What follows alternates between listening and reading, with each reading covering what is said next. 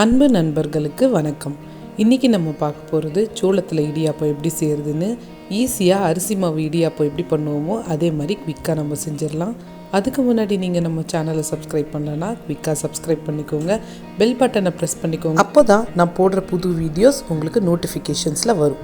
முதல்ல ஒரு பேனில் 3 கப் வறுக்காத சோள மாவை எடுத்துக்கோங்க. அதோட 1/2 கப் வறுக்காத அரிசி மாவு. நீங்கள் ஏற்கனவே அரிசி மாவை வறுத்து இடியாப்ப மாவு மாதிரி ரெடியாக வச்சுக்கிட்டிங்கன்னா அரிசி மாவை வறுக்க தேவையில்லை. நான் பொதுவாகவே கேழ்வரகு, கம்பு, சோளம் மாவு இது எல்லாத்தையுமே வீட்டிலேயே ரெடி பண்ணிவிடுவேன். அதனால் எப்போ யூஸ் பண்ணுறனோ அப்போது நான் அதை வறுத்து எடுத்து யூஸ் பண்ணிப்பேன். இதை ஒரு 7லேருந்து 8 நிமிஷம் வரைக்கும் மிதமான சூட்டில் வறுத்து எடுத்து வச்சுக்கோங்க. இது நல்லா ஆறட்டும். அடுத்ததாக இடியாப்பப்பை செய்கிறதுக்கு தண்ணி ரெடி பண்ணிக்கலாம். நம்ம எந்த கப்பில் சோள மாவையும் அரிசி மாவையும் அளந்தோமோ அதே கப்பில் 3 டம்ளர் தண்ணி எடுத்துக்கோங்க. அது நல்லா கொதி வரட்டும். தேவையான அளவுக்கு நம்ம உப்பு சேர்த்துக்கலாம். நல்லா கொதி வந்ததுக்கப்புறம் 1 டீஸ்பூன் நெய் சேர்த்துக்கோங்க. அதுவும் நல்லா கொதி வரட்டும். இந்த மாதிரி நல்லா கொதிக்கிற அளவுக்கு தண்ணி இருக்கணும். எடுக்கும்போது கேர்ஃபுல்லாக ஹேண்டில் பண்ணுங்கள். இப்போது ஆறின மாவை ஒரு பாத்திரத்துக்கு மாற்றிக்கலாம். ஒரு கப்பாக நம்ம தண்ணி சேர்த்து மெதுவாக கலந்து விட்டுக்கலாம்.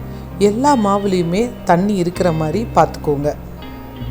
இந்த மாதிரி ஒரு கரண்டியோட பின்புறத்தை வச்சு நான் நல்லா மிக்ஸ் பண்ணிக்கிறேன்.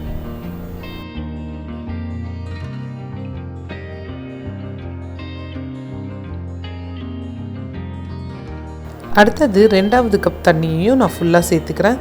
இதில் பார்த்திங்கன்னா மிக்ஸ் பண்ண முக்கால்வாசி மாவு இதுலேயே ஈரமாயிடும். நீங்கள் பார்க்கும்போதே தெரிஞ்சுக்கலாம் அடுத்த ஸ்டெப்பில் எவ்வளோ தண்ணி ஊற்றணுன்னு. இதுக்கு பார்த்திங்கன்னா நான் வெறும் 1/2 கப் தண்ணி மட்டும்தான் சேர்க்குறேன். உங்களுக்கு சப்போஸ் தண்ணி அதிகம் தேவைப்பட்டுச்சுன்னா டேபிள் ஸ்பூனில் சேர்த்துக்கோங்க. இல்லைன்னா மாவு ரொம்ப குழன்னு ஆகிடும். அப்புறம் உங்களுக்கு இடியாப்பம் பிசையறதுக்கு வாட்டமாக இருக்காது. இப்போ பார்த்திங்கன்னா எல்லா மாவுமே நனைஞ்சிருச்சு. இந்த மாதிரி இருந்தால் கரெக்டாக இருக்கும். இதை எடுத்து ஜஸ்ட்டு லைட்டாக ப்ரெஸ் பண்ணி பார்த்திங்கன்னா ஒரு கொழுக்கட்டை மாதிரி வந்துச்சுன்னா மாவு ரெடி ஆகிடுச்சு. இதை மூடி போட்டு 5 நிமிஷம் ஊற விட்டுருவோம். அதுக்குள்ளே நம்ம இடியாப்பத்தட்டை க்ரீஸ் பண்ணி வச்சுக்கலாம்.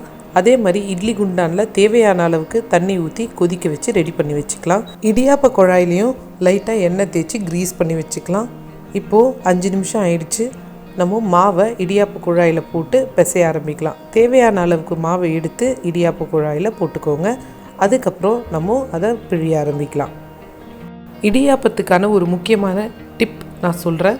மாவு சூடாக இருக்கும்போதே நீங்கள் பிழிஞ்சிட்டிங்கன்னா உங்களுக்கு ஈஸியாக பிழிய வந்துடும். ஆற மாவு கெட்டியாகிடும்.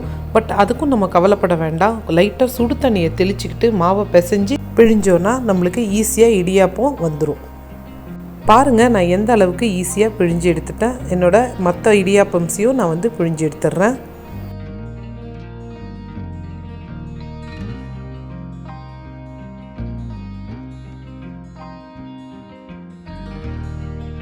இனிமேல் நம்ம இந்த இடியாப்பத்தெல்லாம் வேக வச்சிடலாம். இட்லி குண்டான் ரெடியாக இருக்குது. அதில் இடியாப்பத்தை வச்சு ஒரு 10 நிமிஷம் ஹை ஃப்ளேமில் வேக வச்சு எடுத்துக்கலாம். வேகிற அந்த நேரத்தில் தேங்காய் பால் நான் ரெடி பண்ணிக்கிறேன். நான் 1 லிட்டர் தேங்காய் பால் எடுத்துக்கிறேன். அதில் 1 சிட்டிகை உப்பு, அதோட தேவையான அளவுக்கு சர்க்கரை சேர்த்துக்கலாம். இல்லைனா நாட்டு சர்க்கரை சேர்த்துக்கலாம். நான் நாட்டு சர்க்கரை சேர்த்துக்கிறேன். அதே மாதிரி 1 சிட்டிகை ஏலக்காய் தூள். இதெல்லாம் சேர்த்துட்டு நல்லா மிக்ஸ் பண்ணி விட்டுக்கலாம். சர்க்கரை நல்லா கரையிட்டும். அந்த அளவுக்கு மிக்ஸ் பண்ணி எடுத்துக்கோங்க. இப்போ தேங்காய் பாலும் ரெடி ஆகிடுச்சு. 10 நிமிஷம் ஆகிடுச்சு. இடியாப்பம் நல்லா குக் ஆகிடுச்சு. எப்படி இருக்குன்னு பார்க்கலாம்.